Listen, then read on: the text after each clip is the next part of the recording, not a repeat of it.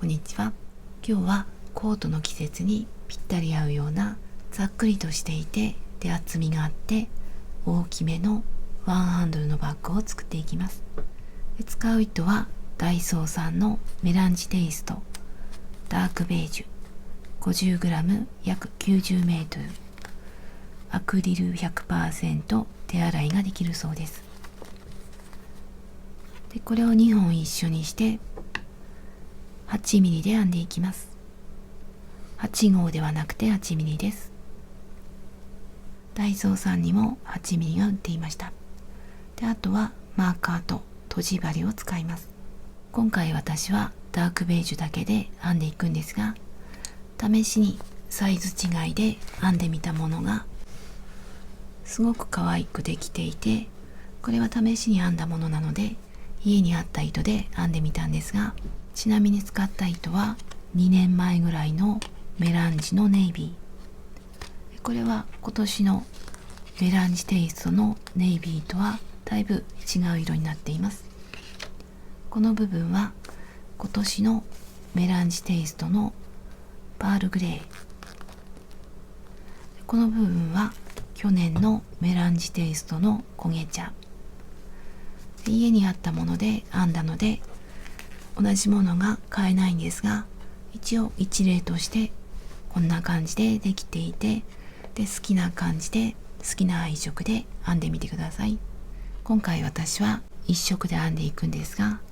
一応色を変える場合のためにこの減らし目のところを少し紹介していきたいと思います。今回編むサイズは作り目が29目、鎖の数が29目でできています。約33センチで、こっちは鎖の数が21目で約26センチぐらいで、好みの色で好みの大きさにしてください。2本の糸を一緒にして鎖編みをしていきます。手前に引いてくるんと回して交差しているところを指で押さえて引っ掛けて引き抜いて引き締めてちょっと緩めてから鎖を29目ちょっと緩めに編んでいきます。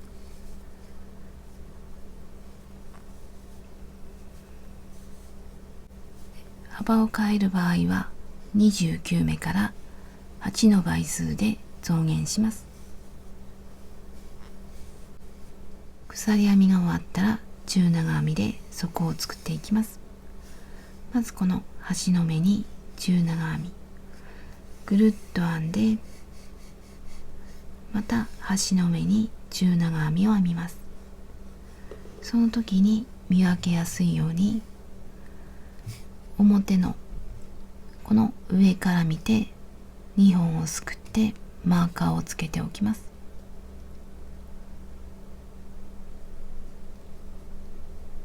今回2本で編んでいるので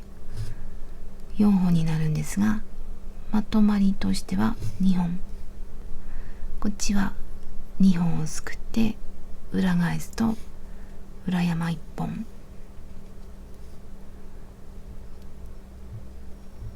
で、ここに中長編みをしていきます。で中長編みをするので鎖を2つで、この鎖2つは中長編みの代わりになります。マーカーをつけておきます。で同じところ針から2つ戻って3つ目、このマーカーをつけたところに中長編み。中長編みは針に糸を絡めて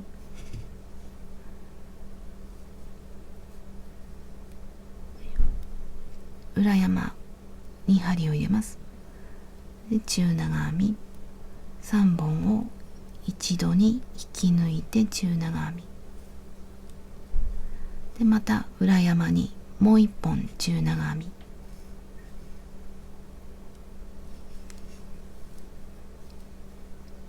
ちょっとゆったりめに、これでこの鎖を中長編み1本と数えて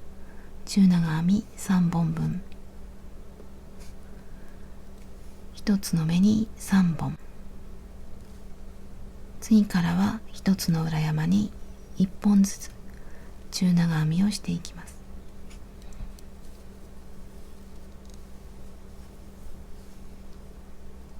隣にも中長編み、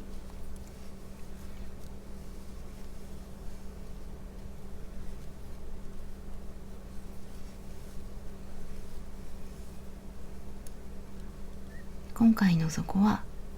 これだけなので簡単です。これで端まで一つの目に一つの中長編みを続けます。端の目には中長編みを6本、この目に6本入れていきます。まず1本目、で2本目、同じところに2本目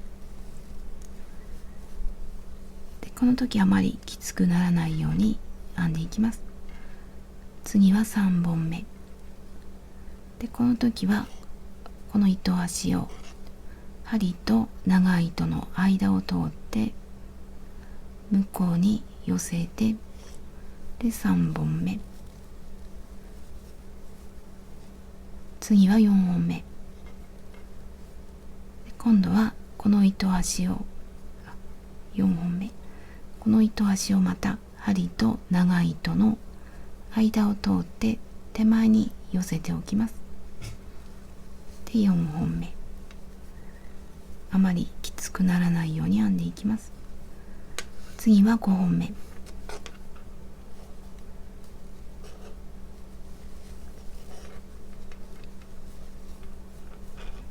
次は6本目、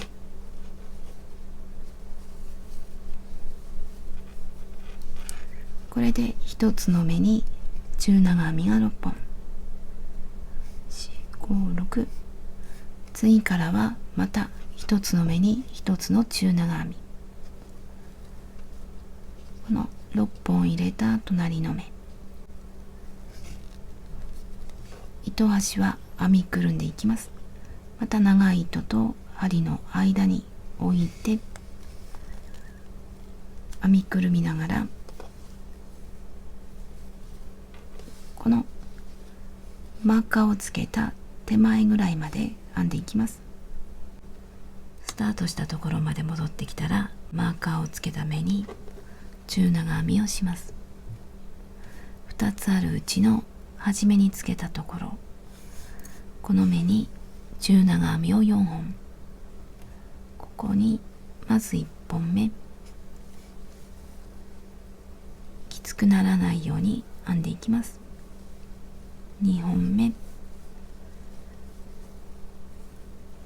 3本目、4本、これで4本。最初の鎖に引き抜きます。この鎖は下から見ると1、2、2つ目、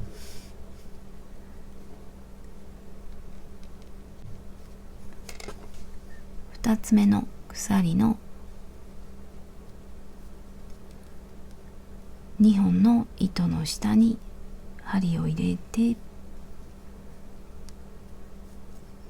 で引き抜きます。これで底が出来上がりました。次は側面を編んでいきます。まず鎖を2つ、鎖の下は鎖になっています。最初に編んだ鎖2つで、この表から針を入れて鎖の後ろを通って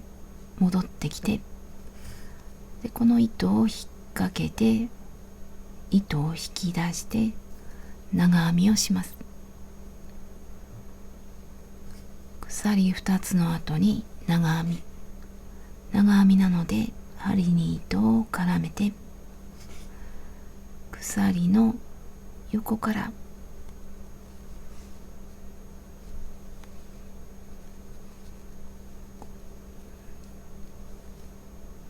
で戻ってきて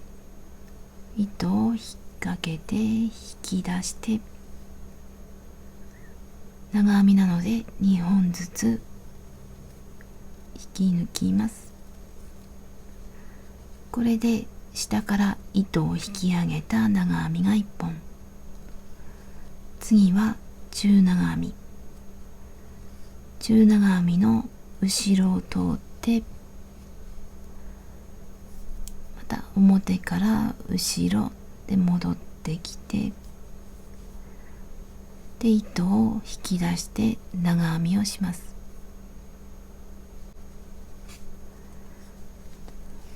針に糸を絡めて中長編みの後ろで2本ずつで次も同じように中長編みの後ろ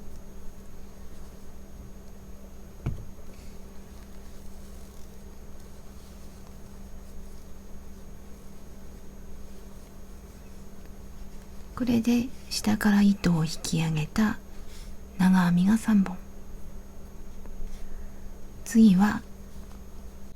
中長編みをします。この3本目の引き上げ編みのすぐ隣、ちょっと隠れている状態だと思うんですが、ここに中長編み、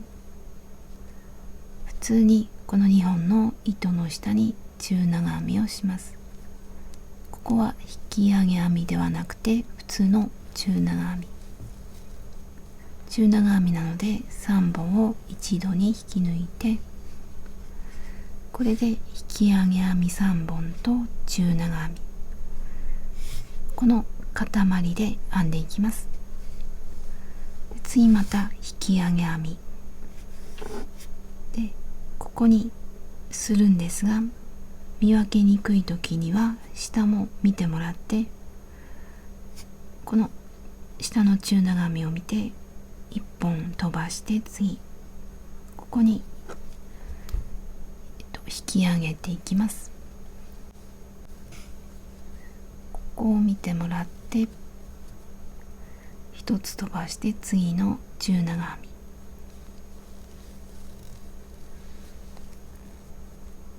長編み、次も引き上げ編みは3本連続で中長編み、また3本、これでぐるっと編んでいきます。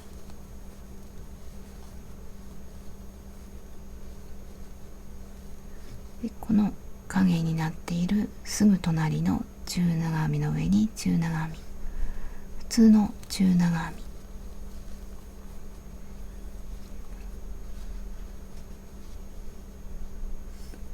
次また引き上げ編み、足元の1本飛ばして次で、この時に糸が引き上げにくい時にはいきなりこう上に上げるんではなくて引っ掛けて一度斜め下に引き出してから上げると上がりやすいと思います。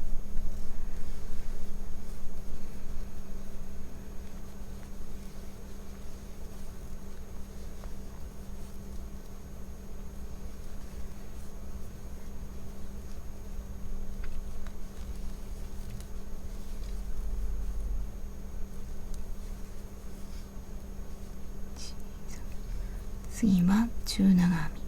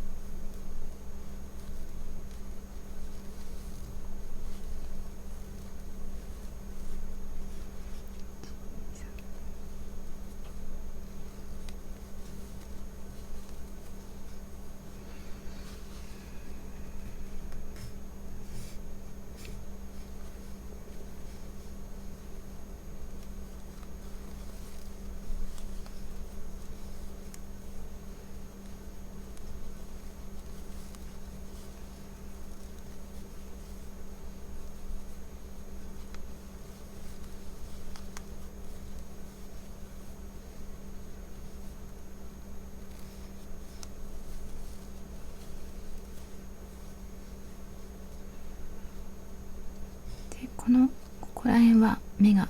ギュッとなっているので見分けにくいと思うんですが、ここでも同じように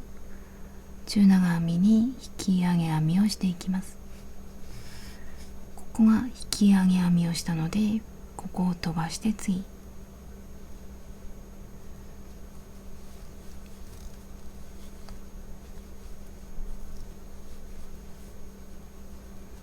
で次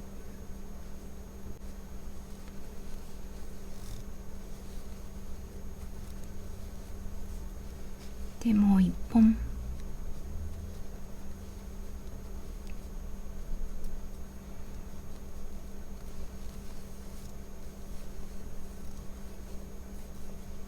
これで引き上げ編みが3本。次は普通の中長編み、ここの角隣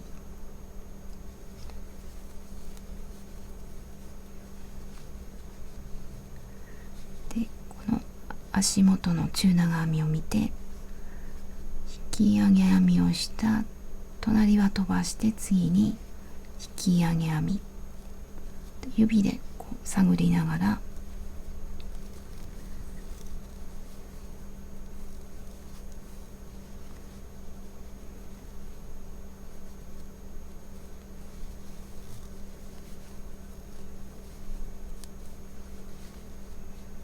もう一本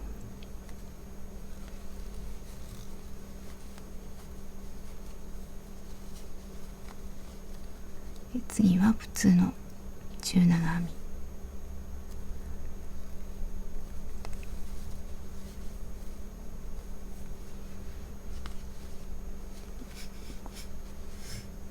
これで一周します。初めのところまで戻っていきます。引き上げ編み3本と普通の中長編みを繰り返して、今は普通の中長編みのところ、残りは下に中長編みが3本、このそれぞれから糸を出してきて引き上げ編みをします。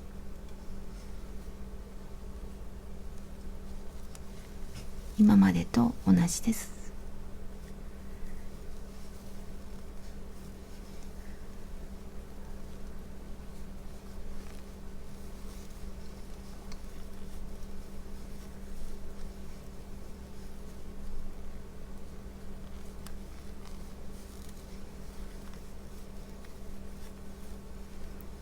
で3本編んだら普通の中長編みを編まないで引き上げ編み3本編んだら最初の引き上げ編み、鎖ではなくて、最初鎖2つしてたんですが鎖ではなくて引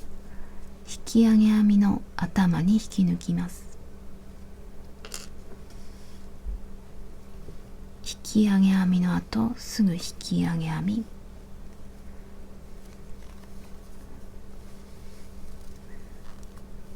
これで側面の1周目が終わりました。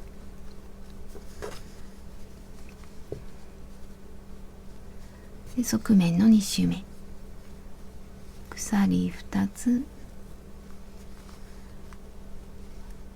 で、この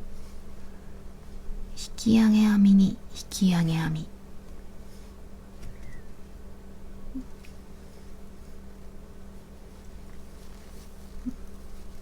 前に編んだのと同じように編んでいきます。引き上げ編みの上に引き上げ編み、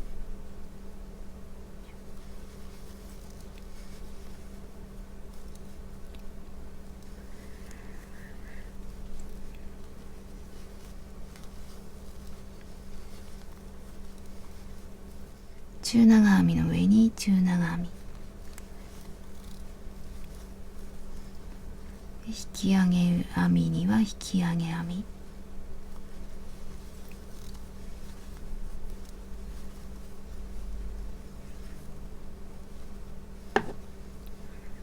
ここに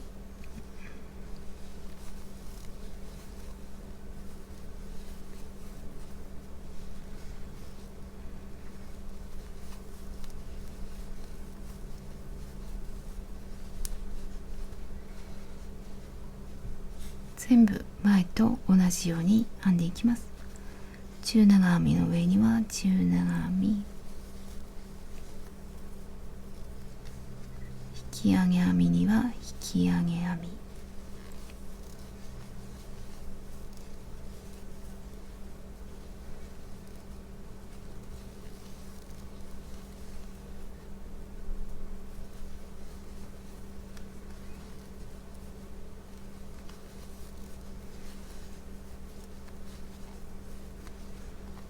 でまた中長編みの上に中長編み、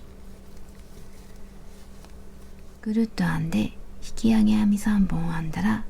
最初の引き上げ編みに引き抜きます。この鎖ではなくて引き上げ編みの頭、ここの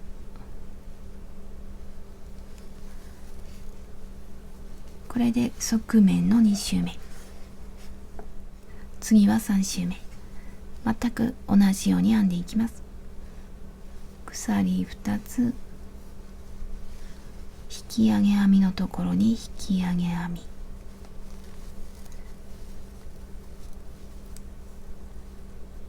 引き上げ編みの頭にマーカーで、また同じように引き上げ編みの上には引き上げ編み、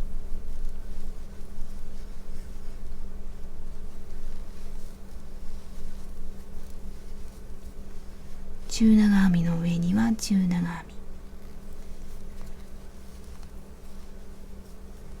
みで、また引き上げ編みの上には引き上げ編み、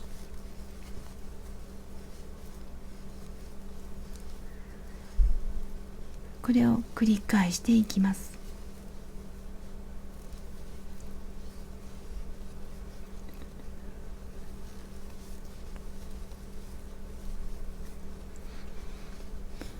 ぐるっと同じように編んで、また引き上げ編み3本編んだら、最初の引き上げ編みに引き抜いて、鎖2つで立ち上がって、また引き上げ編みの上に引き上げ編み、これを繰り返して好みの深さになるまでしばらく編んでいきます。約26センチまで編んできました。もうちょっと深くしても大丈夫だと思います。真ん中にマーカーをつけておきます。まずだいたいマーカーをつけて、でそこから数を数えていって、真ん中にマーカーをつけます。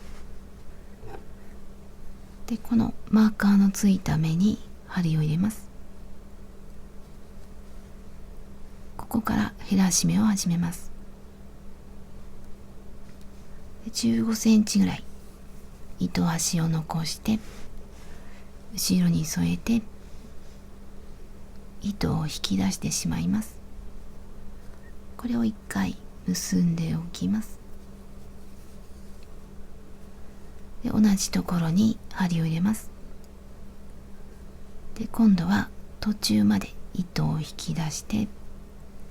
鎖を1つ、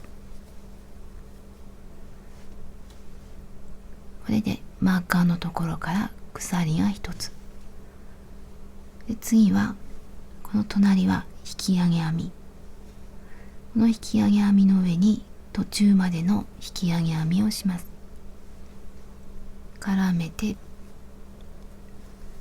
糸を出してきて、3本になったら2本から引き抜いて、でこの最初の鎖と一度に引き抜きます。これで減らし目、こういう感じで減らしていきます。端はこういう感じで、これ以降はぐるっと反対側まで今までと同じように編んでいきます。次は普通の中長編みなので、その上に中長編み、次は引き上げ編み、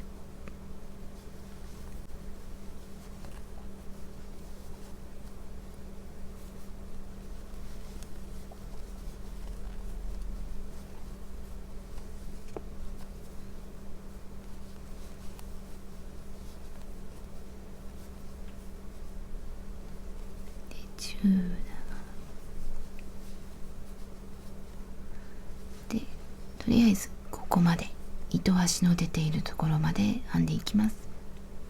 減らし目をしたところにマーカーをつけておきます。ここから編み始めて脇まで来たら、本体の脇のどちらかには糸端が出ています。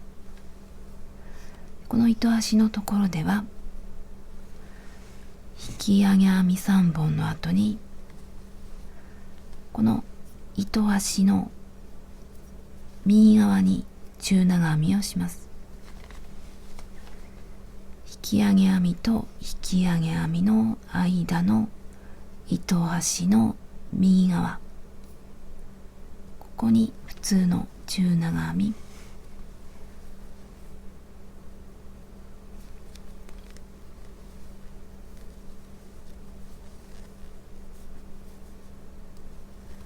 で中長編みを編んだらまた引き上げ編み、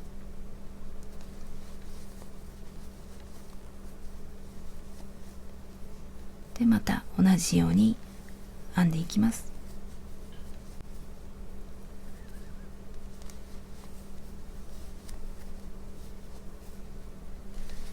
引き上げ編み3本、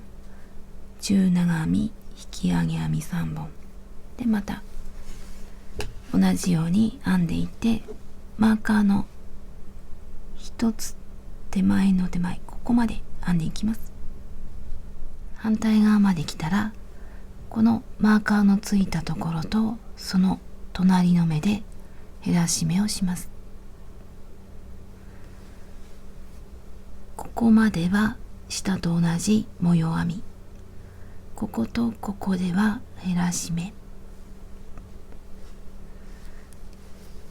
ここは普通の引き上げ編み、ここは途中までの引き上げ編みをします。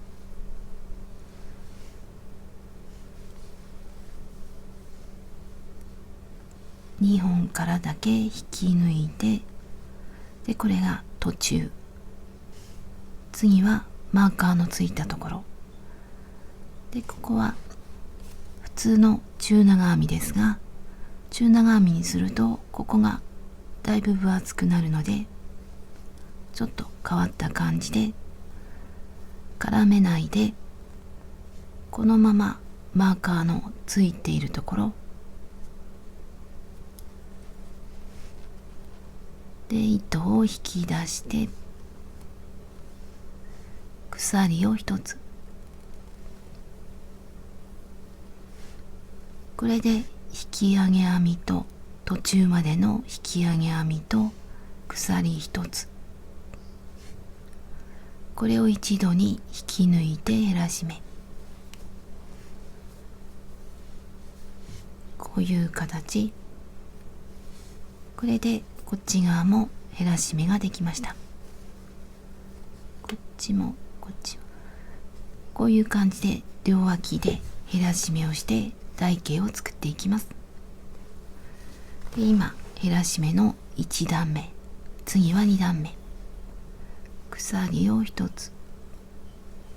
裏返します。でまた減らし目をするんですが、ちょっと戻って裏を見てもらう、表を見てもらって、今減らし目をしたのはこの引き上げ編みとこの普通の中長編みの上に鎖一つで減らし目をしたところ、この隣から編んでいきます。この引き上げ編みの上に引き上げ編みの途中まで、ここは減らし目をしたところ、その次から編んでいきます。で引き上げ編みをするんですが、表から見て模様を揃えたいので、今回は裏から針を入れて、でまた戻って、これで引き上げ編みをしていきます。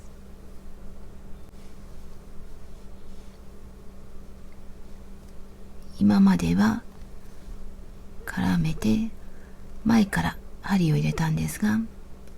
今度はこっちから見て模様を揃えたいので、後ろに針を入れて引き上げ編みをしていきます。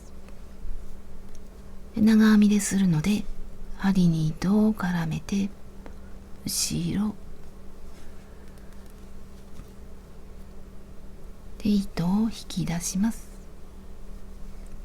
3本になったら2本から引き抜いて、今2本、これをまた一度に引き抜いて減らし目、ここでこっちが鎖一つでこっちが引き上げ編みの途中までなので斜めの形になります。でここにマーカーをつけておきます。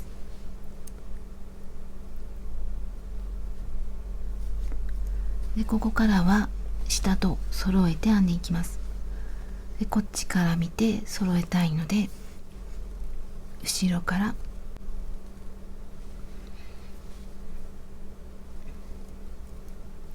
で絡めて後ろで引き抜きます。で2本また2本、これで裏からの引き上げ編み、こっちは途中、次は普通の引き上げ編みで、ここは中長編み、ここの左側に針を入れたいと思います。絡めて中長編みの左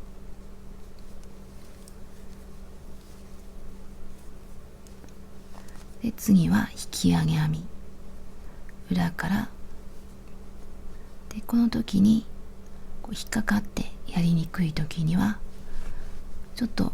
山折りにする感じにして、で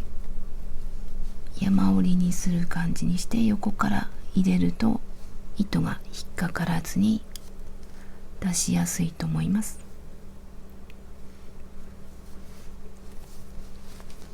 で絡めて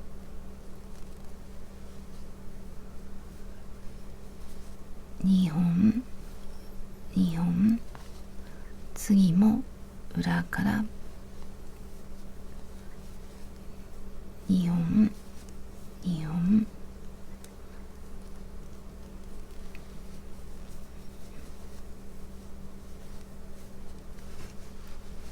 で、裏からでは表から見るとこういう感じに模様がつながっています。多少違っているんですが、こういう感じで編んでいきます。で引き上げ編み3本編んだらまた普通の中長編み、この中長編みの左に中長編み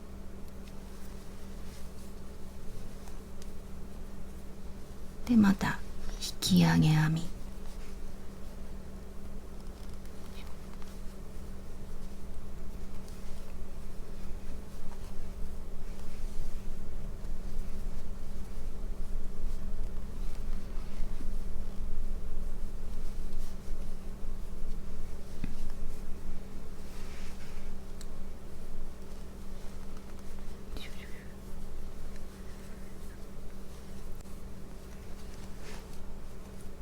で、これで反対側まで編んでいきます。反対側の減らし目の手前まで、今度はこことここで減らし目をするのでここまで編んでいきます。減らし目2段目の終わりの方でも前の段で減らし目をした目とその手前で減らし目をします。こことここで、ここは引き上げ編み3本、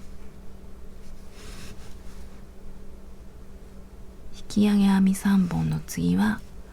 中長編みで、中長編みの上に中長編みの途中までを編みます。で針を入れるのは中長編みの左側、絡めて左で3本を引き抜かないで、このまま次の目、このマーカーのついたところ、針を入れて糸を出して鎖を一つ、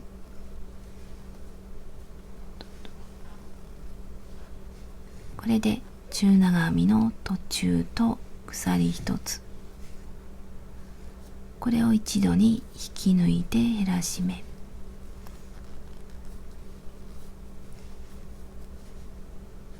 これで減らし目ができました。で次の段のために鎖を一つ裏返します。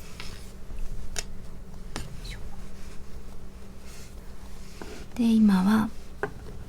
この引き上げ編みの手前の中長編みで減らし目をしました。ここが減らし目をしたところ、こことこの引き上げ編みを途中まで編んだものと一度に引き抜いて減らし目をします。絡めて引き上げ編み、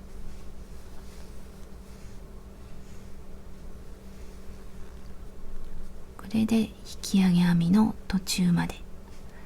これを一度に引き抜きます。こっちは鎖一つ、こっちは途中で引き抜いて減らし目、減らし目をしたところにマーカーをつけておきます。横から見ると鎖に見えるところで、ここからは下と同じように編んでいきます。引き上げ編みの上に引き上げ編み、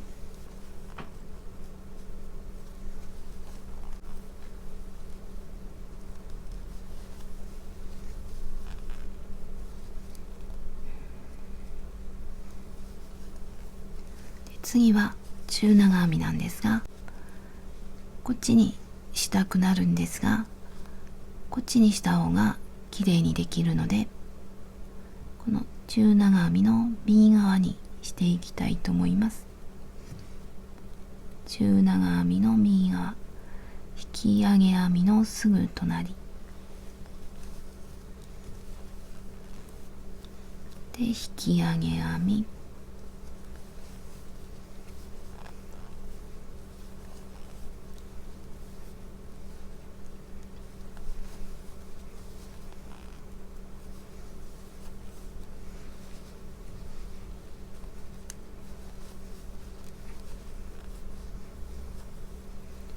で次は中長編み、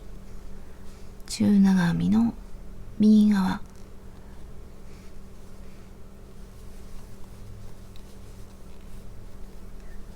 で次は引き上げ編み、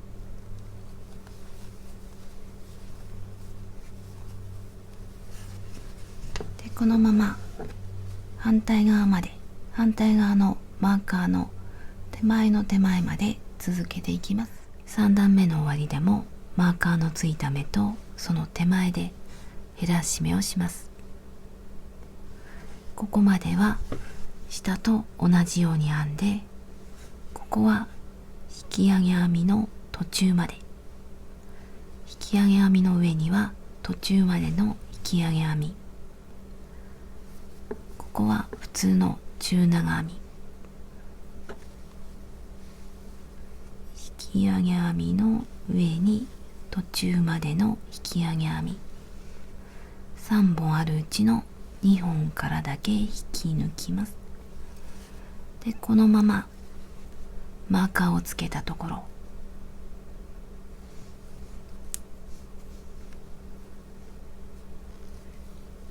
で糸を出してきて鎖を一つ、これで中長編みと途中までの引き上げ編みと鎖一つ、これを一度に引き抜いて減らし目、で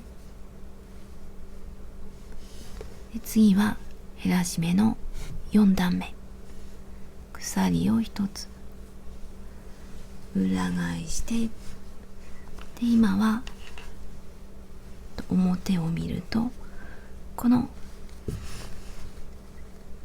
き上げ編みのここで減らし目をしたので、次はこの中長編みを減らしていきます。今は端のこの部分、ここは鎖一つで、次はこの中長編みの上に途中までの中長編み、中長編みの左側に針を入れます。でこれで鎖一つと中長編みの途中、これを一度に引き抜いて減らし目、減らし目をしたところにマーカーをつけておきます。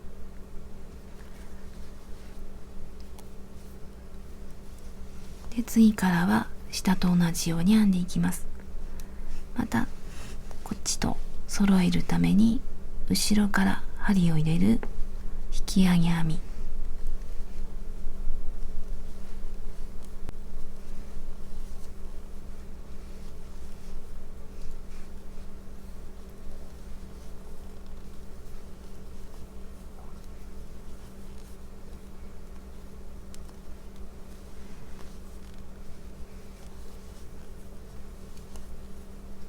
で次は中長編み、中長編みの左側に針を入れて中長編み、これと同じようにまたマーカーの一つ手前まで続けていきます。4段目の終わりでもマーカーのついた目とその手前で減らし目をします。でマーカーの手前は引き上げ編み、途中までの引き上げ編みをします。ここがマーカーのついた前に減らし目をしたところで、ここに途中までの引き上げ編み、今はこの3本のうちの1本目に普通の引き上げ編み、次のところに途中までの引き上げ編み、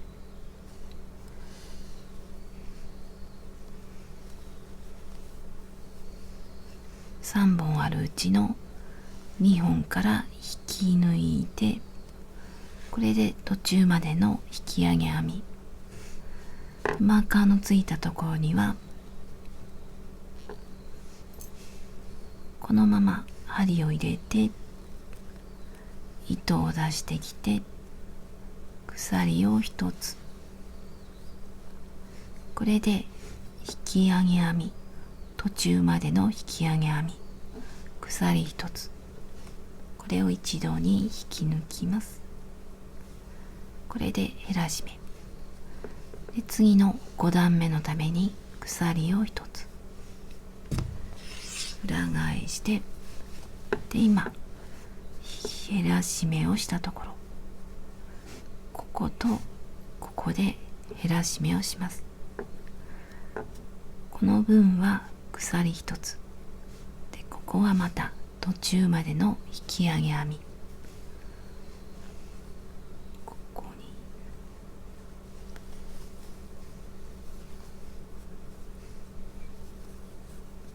にで減らし目をしたところにマーカーで、次は中長編み、中長編みの右側に針を入れて、普通の中長編み、次からはまた下と同じように編んでいきます。これを繰り返してしばらく編んでいきます。減らし目を続けて残りが5目になりました。ここからは肩にかける部分を作っていきます。まっすぐ編んでいきたいので同じ5目の状態で編んでいきます。ここまっすぐ編んでいきたいので鎖を2つ1、2、今までは鎖1つ編んできたんですが、ここからはまっすぐ編んでいきたいので鎖2つにします。で、下から2つ目にマーカーをつけておきます。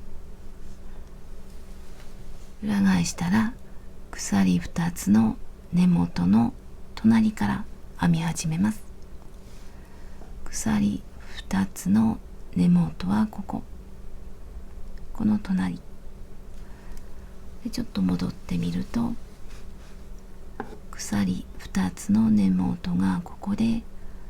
その隣は中長編み、ここに中長編みをします。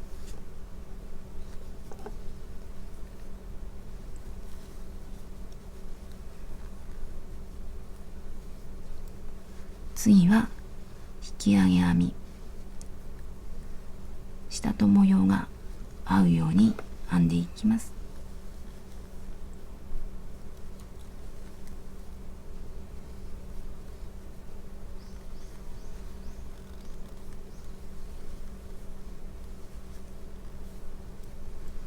で、次はマーカーのついているところ、今まではここに減らし目をしてきたんですが、ここからはまっすぐ編んでいくので減らし目をしないで、マーカーのついているところは下と同じように編んでいきます。引き上げ編みの上に引き上げ編み、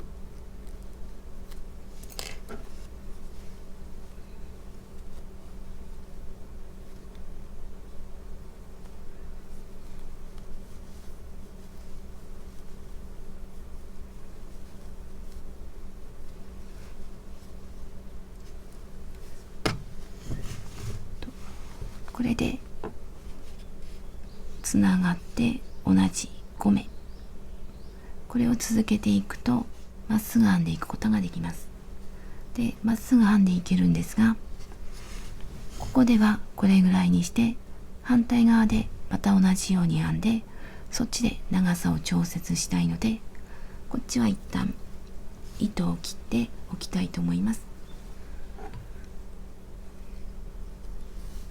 5目のところで鎖1つを編むようにして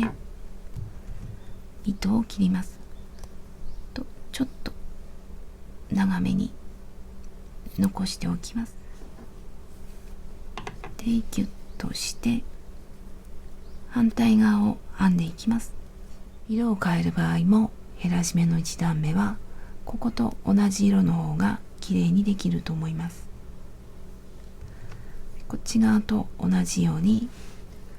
マーカーの入っているところ、同じところに入れます。で、15センチぐらい引き出して1回結んで、同じところ、こことここと同じところになっています。糸を途中まで出してきて鎖を1つで、この隣は引き上げ編みなので引き上げ編みの途中まで編んでいきます。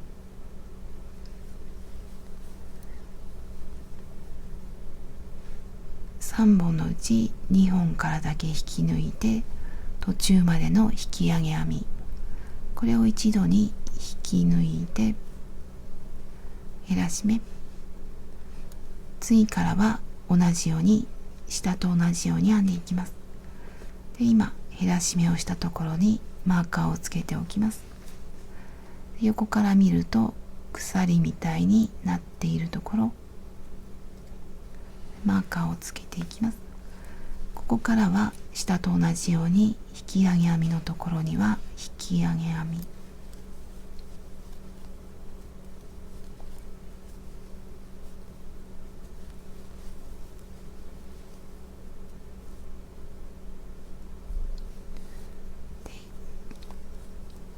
次は中長編み、中長編みのこの右側、ここの影になっているところに中長編み、次は引き上げ編み、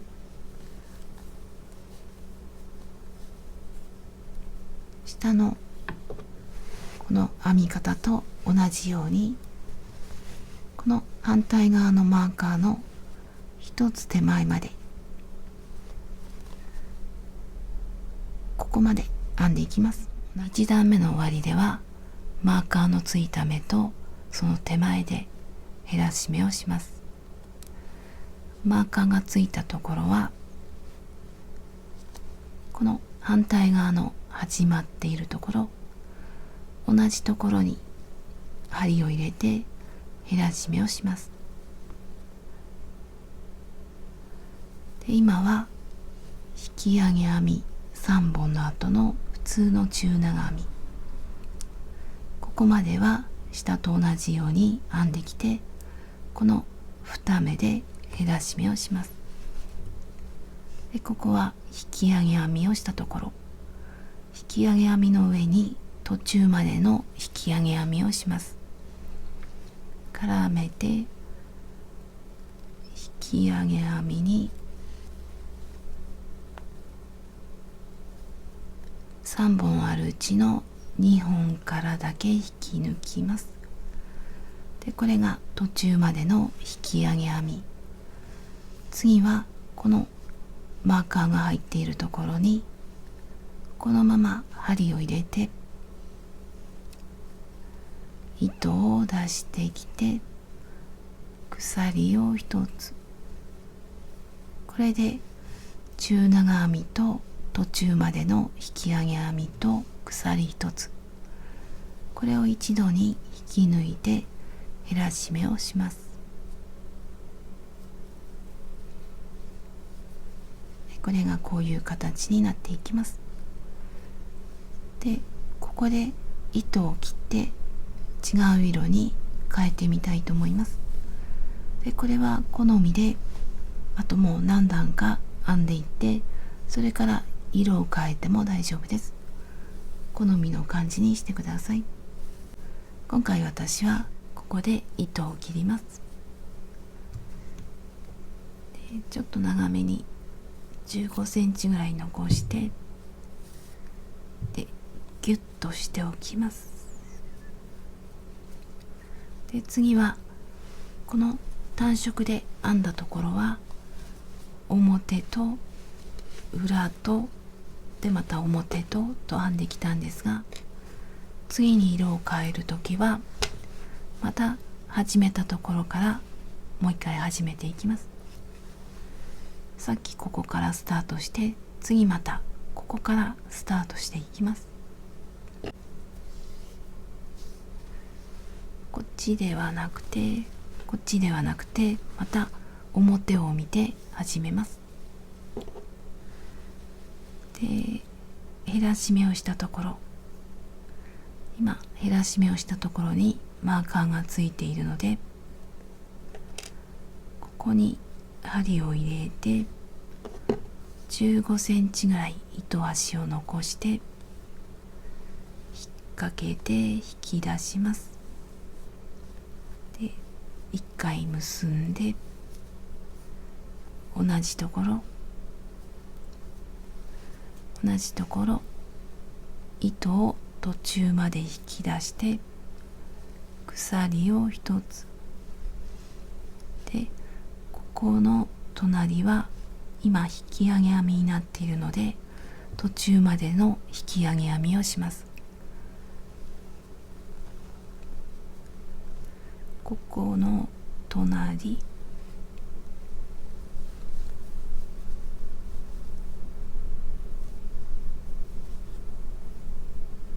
これで減らし目でこういう形になっていきます。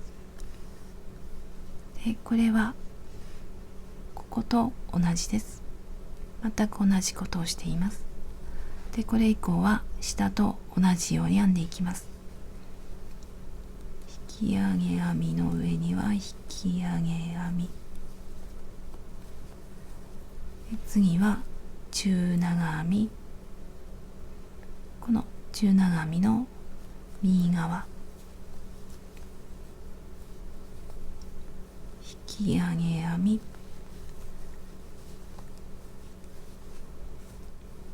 でこれでさっきと同じように反対側のちょっと前まで編んでいきます。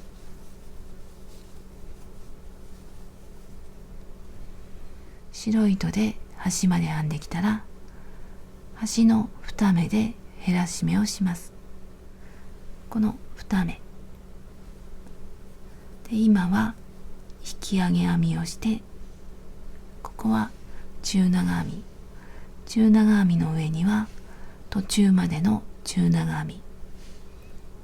針に糸を絡めて中長編みの上、これで途中までの中長編み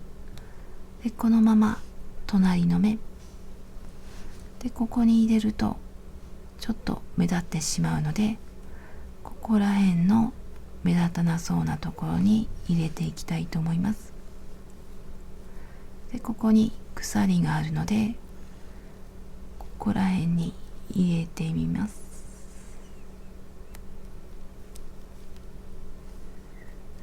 で糸を引き出して鎖を一つ、これで途中までの中長編みと鎖一つ一度に引き抜きます。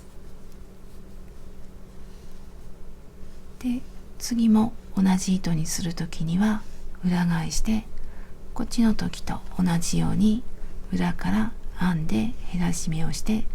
好みの段数を編んでいきます。で今回はまたこっちの色に戻るパターンで、ここで糸を切ってで編んでいきたいと思います。減らし目をした後に鎖一つで糸を切ります。でこの糸を後でとじ針で始末したいので、ちょっと長めで、ここで終わったんですが、裏返さずにまた始めたところに戻ってきます。でこの減らし目から始めます。でまた15センチぐらい減らし目をしたところ、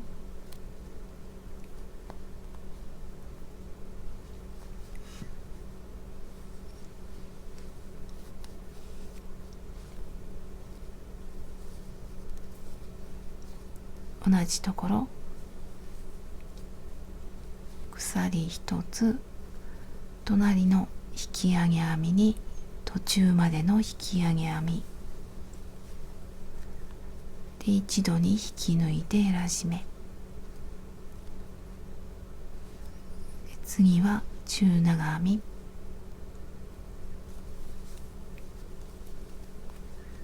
で、次は引き上げ編み、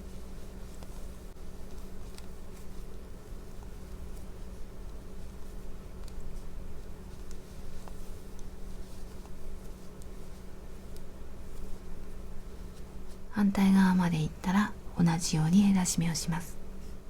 で何段か続けて編むときには、こっちと全く同じようにここまで行ったら裏返して、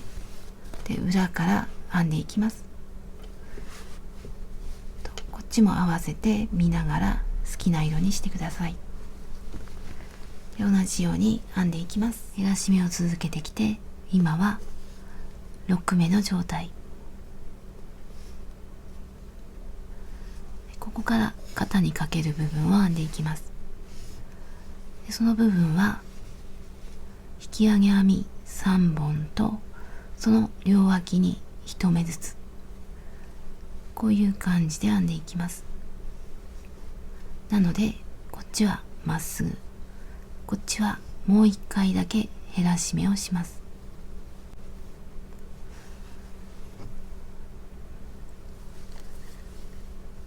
鎖を2つ、今までは鎖1つで編んできたんですが、ここからはまっすぐ編んでいきたいので鎖2つで始めます。一応マーカーをつけておきます。で裏返します。鎖の根元の隣から編んでいきます。鎖の根元はこの隣から編んでいきます。でちょっと戻って鎖の根元はここで、この隣は引き上げ編みをしていきます。で下と模様を揃えるので後ろから針を入れて引き上げ編み、次も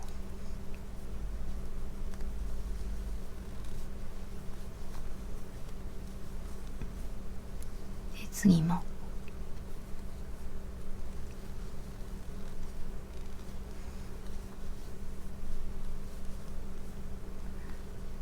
で、このマーカーがついた目とその手前では減らし目、ここは中長編みの上なので途中までの中長編み、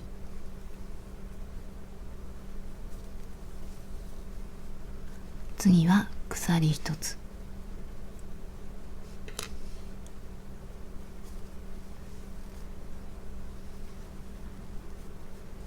で一度に引き抜いて減らし目、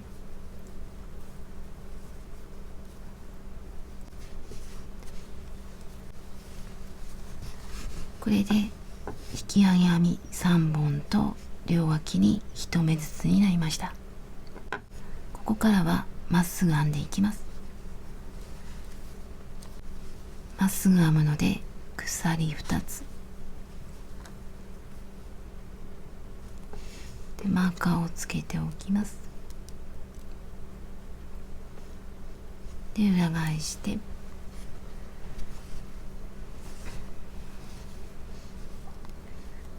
鎖の根元の隣から、隣は引き上げ編み、表から引き上げ編みをします。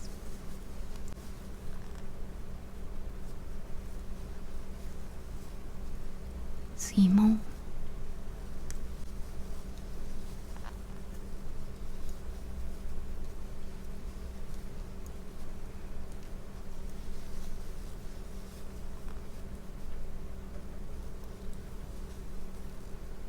で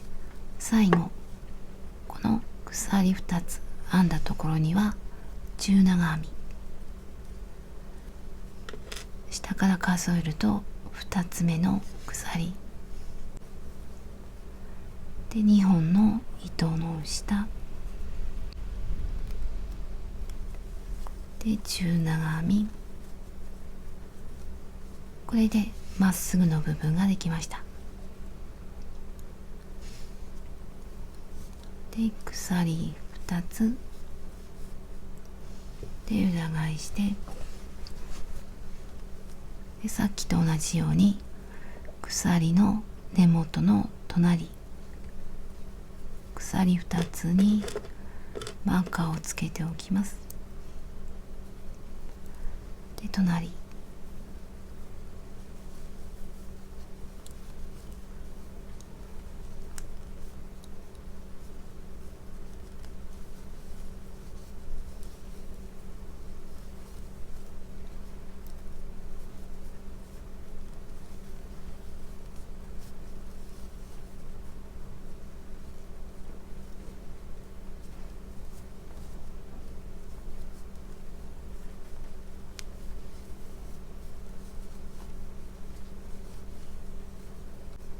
最後は中長編み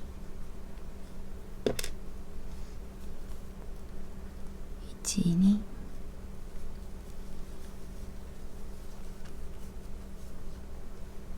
でこれでまっすぐの部分、次はまた同じように鎖2つで始めて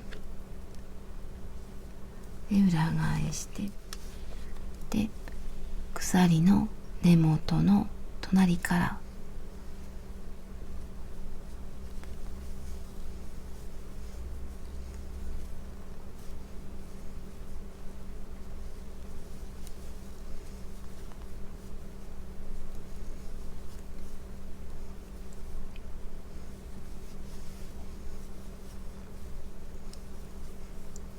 で、次は中長編み。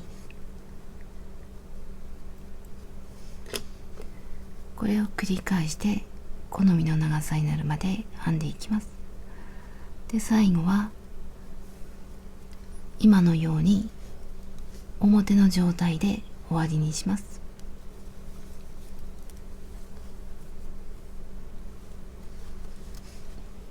この表から編んだ状態で一旦終わりにします。減らし目が終わったところから測って約16センチで、こっち側は約2センチで、これを輪にして内側を簡単に測ってみたら約75センチでした。ちょっと短めなんですが、私はこれぐらいで合わせてみようと思います。で、長く編んできた方の糸を切ります。最後に鎖一つを編むようにして、で、糸端は50センチぐらいでやってみようと思います。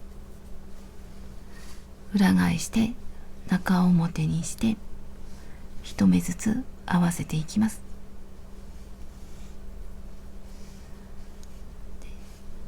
このまま反対側に出して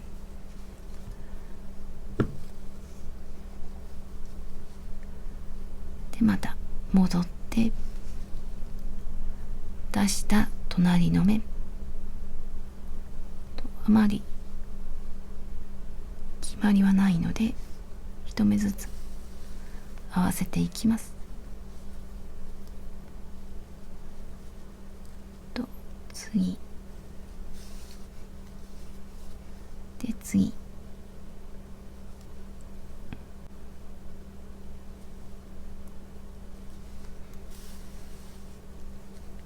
で、端の目2本の糸の下、こっちは鎖2つの2つ目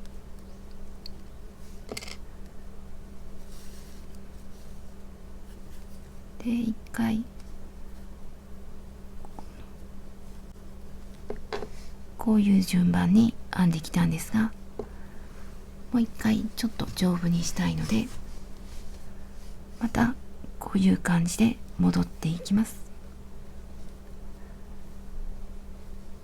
今ここから糸が出ているので、こっちから針を入れてみます。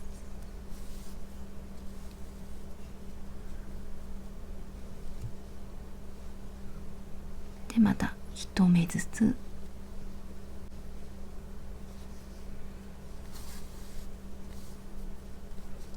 緩みを調整しながら、あまりきつくすると歪むので様子を見ながら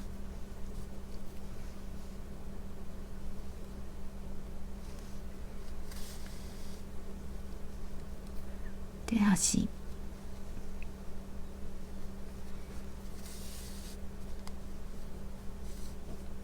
で、最後にここに糸端がちょうどあるので一回結んでおきたいと思います。で、これからもう一回結んでおこう。で、これから反対側に針を戻そうと思います。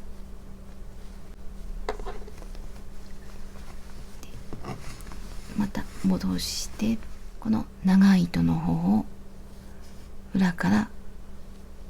表に出します。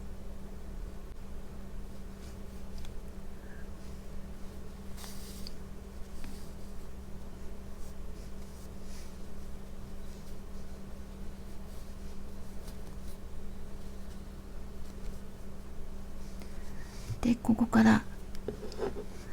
ここがちょっとへこんでいるので、こういう感じで表面をこうクロスしながら糸を渡していきたいと思います。今ここに糸があるので、こういってこういってこういってで、まっすぐだけではなくて斜めにいってクロスする感じで、この表面を少し整えてから終わりにしようと思います。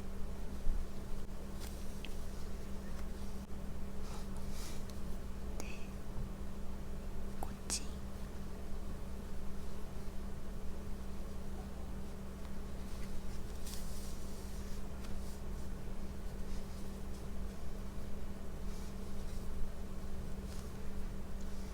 でこっち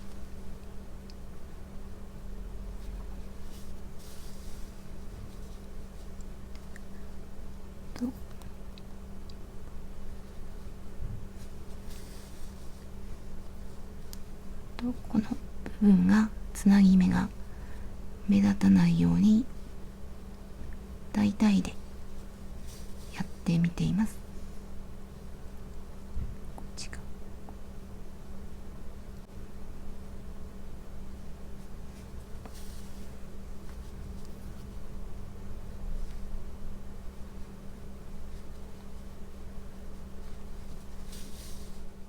裏で隠していきます。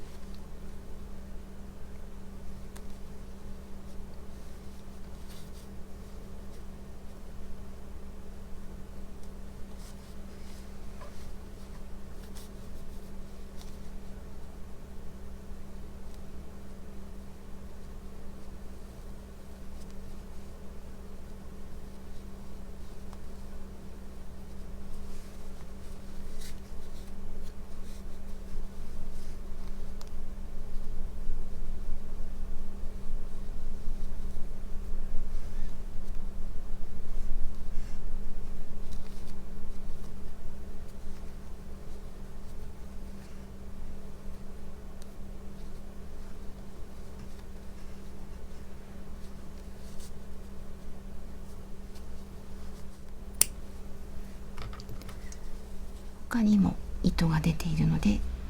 全部隠してしまって糸始末を終わりにします。で出来上がります。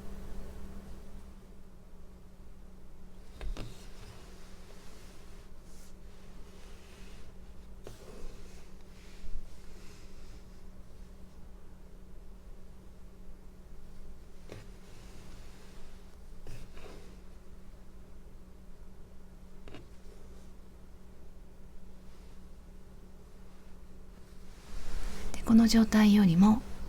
使う時に物を入れた時の方が縦のラインが綺麗に見えて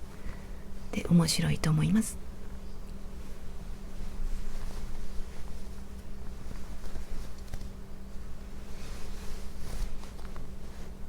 サイズを測っていきます。横幅は約34センチ、深さは約26センチ、上から下までは引っ張って約50センチ、ハンドルの内側は約75センチでした。でちっちゃい方も測ってみます。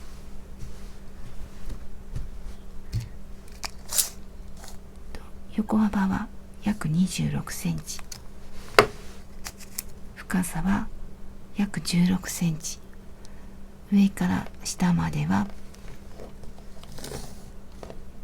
約34センチで、内側は約45センチでした。こっちもいろんな色を合わせて編んでいくと楽しい感じになると思います。